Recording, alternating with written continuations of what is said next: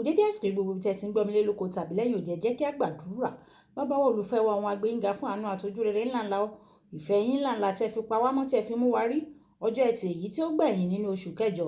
A sì gbàdúrà wípé gbogbo oúnjẹ ẹtì nínú ayé wa, àwa kì yóò rí wọn ní orúkọ Jésù, nítorí ẹ ó mú wọn kúrò nínú ayé wa. Àti pé a ó jẹ́ olùgbọ́ àti olùṣe ọ̀rọ̀ náà, ọ̀rọ̀ tí a ó gbé lénìí, tí a ó gbọ́ lénìí yóò ṣe ayé ọkàn àti ara wa ní rere, nítorí tí a gbàdúrà lórúkọ Jésù Kristi Olúwa wa. Àmín.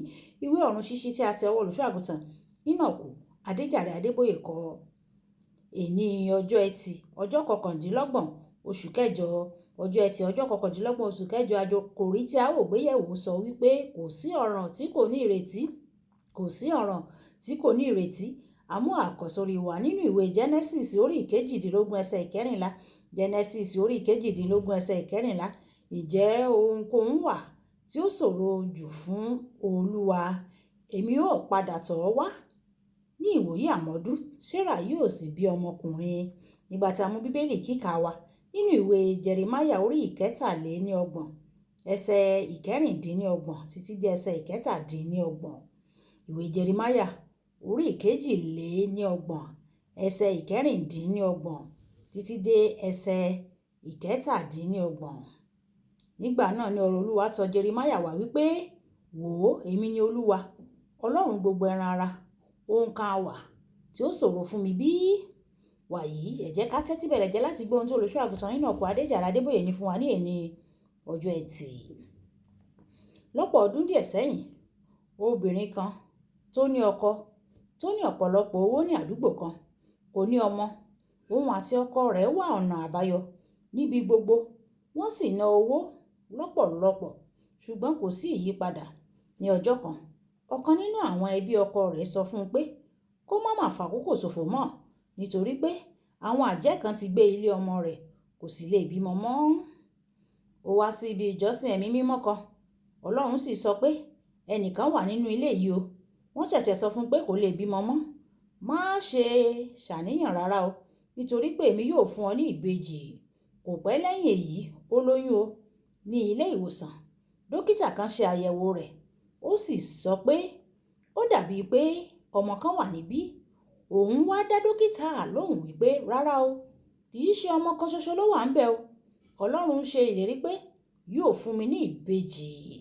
Dókítà náà sọ pé ó yẹ kí o tilẹ̀ máa dúpẹ́ lọ́wọ́ Ọlọ́run pé ó tilẹ̀ fún ọ ní ẹyọ kan. Ó tún lọ fún àyẹ̀wò mìíràn. Lẹ́yìn oṣù mẹ́fà, dókítà náà sọ pé àwọn ọmọ méjì ló wà níbí o.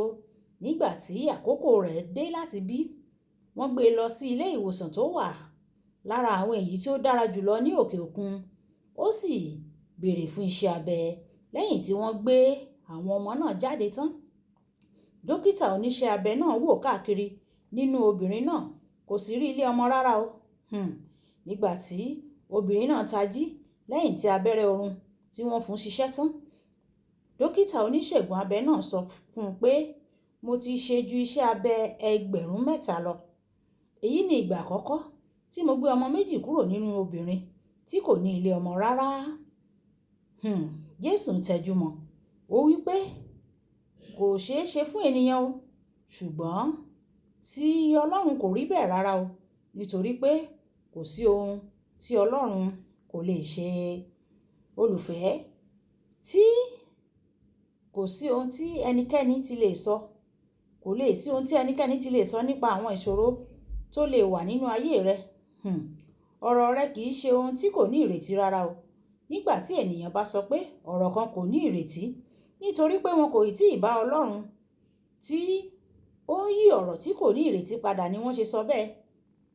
Àìní ọmọ Èlísábẹ́tì jẹ́ ohun tí kò ní ìrètí, ṣùgbọ́n Ọlọ́run rán áńgẹ́lì rẹ̀ lọ láti bá Sàkáráyà ọkọ rẹ̀ sọ̀rọ̀. Ìwé Lúùkù orí 1 ẹsẹ̀ 5 títí dé ẹsẹ̀ 25. Tí ayé bá ti pè ọ́ ní àgàn, tí wọ́n sọ pé ọ̀rọ̀ rẹ kò ní ìrètí, ní orúkọ tó ju gbogbo orúkọ lọ, Olúwa yóò ṣàbẹ̀wò sí ọ, yóò sì yí ìtàn rẹ padà.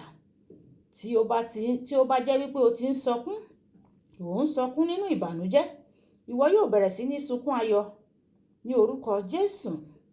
Má ṣe rẹ̀wẹ̀sì o. Fi ìgbàgbọ́ rẹ sínú Ọlọ́run. Kókó ọ̀rọ̀: kò sí ọ̀rọ̀ tí kò ní ìrètí tí o bá fi ìgbọ́kànlé rẹ sínú Ọlọ́run. Ẹ̀já sọ pé bàbá mi Ọlọ́run mo gbọ́kànlé ọ, mo gbójúlé ọ. Olúwa, gbogbo ohun tó dàbí pé kò ní ìrètí nínú ayé mi, Olúwa bá mi dá sí, fún mi ní ìrètí. Gbogbo àwọn àgàn tí àwọn ènìyàn ti pè lágàn, tí wọ́n rò pé kò sí ìrètí mọ́ nípa tiwọn, Ọlọ́run jọ̀wọ́ bá wa dá sí ọ̀rọ̀ wọn, bá wa tẹsẹ̀ bọ́ ọ̀rọ̀ wọn, kí o fún wọn ní ìrètí, kí o yà wọ́n lẹ́nu.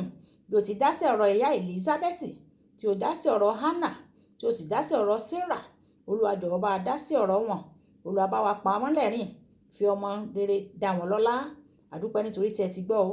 Jésù Olúwa wa. Olúwàbùkọ́lá Àyàkó ni orúkọ mi o. Ẹ máa bá mi like, kẹ máa share, kẹ máa comment nípa ẹ̀, kí àwọn ènìyàn kí wọ́n lè jẹ àǹfààní ọ̀run ṣíṣí Yorùbá.